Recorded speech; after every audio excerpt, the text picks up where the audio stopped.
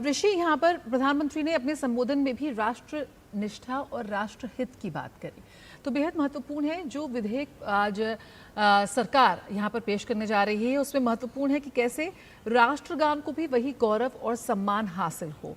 तो राष्ट्र गौरव अपमान निवारण संशोधन विधेयक 2026 यहाँ सरकार लाने जा रही है। इसको लेकर भी क्या कुछ सहमति है? किस तरह से ये बिल अब पेश होगा और कैसे आगे बढ़ेगा?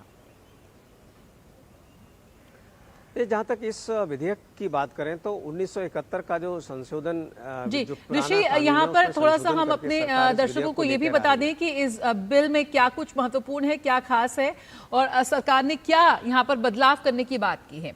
तो यहाँ पे आपको बता दें कि राष्ट्र गौरव अपमान निवारण जो प्रस्तावित है 2026 की अगर हम बात करें, और आप 1971 अपनी टेलीविजन स्क्रीन पर इस वक्त देख सकते हैं 1971 के कानून की, और जो सरकार प्रस्ताव रखने जा रही है उसकी भी जो आप एक कंपैरिजन है वो यहाँ कर लेते हैं। राष्ट्रीय गौरव अपमान निवारण 1971 अगर वर्तमान की बात करें तो राष्ट्रीय ध्वज को कानूनी संरक्षण यहाँ पर है और यही राष्ट्रीय ध्वज को संरक्षण जारी रहेगा 2026 में भी। संविधान के अपमान पर सजा, तो ऐसे में वंदे मातरम का उल्लेख नहीं था 1971 में, लेकिन यहां पर वंदे मातरम को भी कानूनी संरक्षण देने की बात कही गई है 2026 में। राष्ट्रगान में बाधा डालना एक अपराध है और राष्ट्रगीत में भी बाधा पर अपराध उसे माना जाएगा। अधिकतम 3 साल की कैद, जुर्माना दोनों का भी प्रावधान था 1971 में। वंदे मातरम से जुड़े अब अपराध पर भी यहां पर दंड है। दायरे में ध्वज, संविधान और राष्ट्रगान था, अब इसमें राष्ट्रीय गीत भी शामिल होगा। जो 2026 में तो राष्ट्रीय गौरव अपमान निवारण जो प्रस्तावित है उसमें ये बदलाव देखने को मिलेगा। 1971 का जो कानून था, बिल था, उसमें अब 2026 में जो बिल यहाँ पर सरकार की ओर से प्रस्तावित है।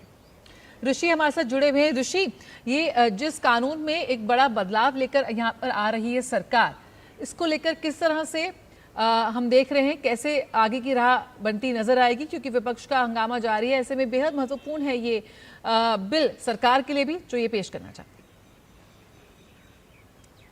देखिए, जिस तरीके से इस विधेयक की बात करें तो इसको लेकर अभी हमारी कुछ सांसदों से, जो विपक्ष के सांसदों से बात हुई, उनका कहना है कि वो इसका विरोध नहीं करते हैं और वंदे मातरम हमारा राष्ट्रीय गीत है और आज़ादी के समय हमारे आज़ादी के दीवानों ने इस गीत को गाया था।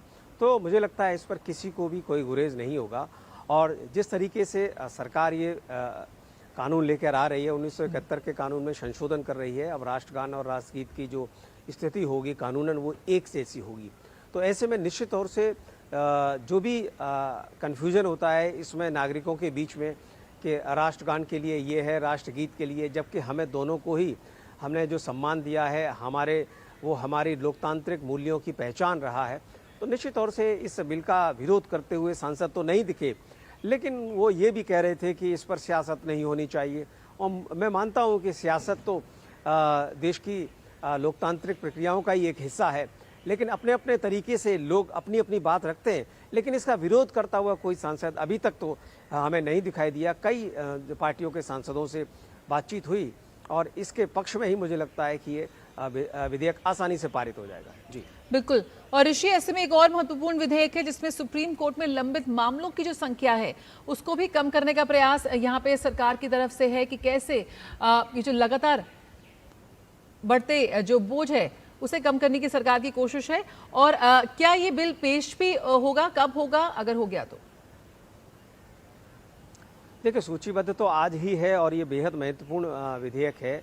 हम जानते हैं कि देश में जिस तरीके से देश की आबादी बढ़ने के साथ साथ जो न्यायिक प्रक्रिया में जो मामले बढ़े और करोड़ों की संख्या में जो केसेस पेंडिंग है पूरे देश में, उसके लिए बेहद ज़रूरी है कि सुप्रीम कोर्ट से लेकर लोअर कोर्ट तक जजेस की संख्या बढ़ाई जाए। तो ऐसे में सरकार ने बहुत ही प्रोएक्टिव मेजर्स लेते हुए जो फिलहाल 35 से 38 सुप्रीम कोर्ट के जो जजेस हैं उनकी संख्या बढ़ाने का जो संशोधन है इसको लेकर आ रही है सरकार। ये बहुत महत्वपूर्ण है और निश्चित तौर से ये संख्या दिनों दिन बढ़नी है। ये क्यूमुलेटिव इफेक्ट हो जाता है जब हम किसी भी चीज़ को काम करने के लिए अगर हम प्रयास करते रहते हैं। अभी जो संख्या है वो बढ़ाई जा रही है और जिस तरीके के संकेत मिले हैं कि भविष्य में और भी जैसे जैसे ज़रूरत होगी क्योंकि अगर हम देखें आज़ादी के बाद जो सुप्रीम कोर्ट के जजेस की संख्या थी और आज इस सरकार ने कम से कम 10-11 साल के अंतराल में जो प्रयास किए हैं न्यायिक व्यवस्था को मजबूती प्रदान करने के लिए, वहाँ पर जजेस की संख्या बढ़ाने को लेकर, उससे न्यायिक व्यवस्था को मजबूती तो मिलेगी मिलेगी।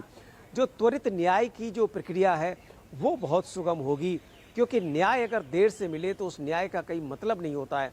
और सबको न्याय मिले, ये हमारे संविधान की बहुत बड़ी जिम्मेदारी नागरिकों के ऊपर ही नहीं बल्कि सियासतदानों के ऊपर, जो कॉन्स्टिट्यूशनल एक्सपर्ट हैं उन सब के ऊपर है। तो न्याय त्वरित भी हो, जल्दी हो, इसके लिए जजेस की संख्या बढ़ाने का ये विधेयक बहुत महत्वपूर्ण है। और मुझे लगता है इस पर भी किसी भी तरीके का कोई गतिरोध नहीं होगा। विपक्ष के सभी सांसद इसके पक्ष में ही हैं। कुछ सांसदों से बात हुई, उन्होंने भी कहा कि हमें इससे कोई आपत्ति नहीं है, बल्कि संख्या और बढ़नी चाहिए। तो कुल मिलाकर दोनों विधेयकों को लेकर जो आज सूचीबद्ध है, कोई संशय नहीं है, कोई विरोध दिखाई नहीं देता है।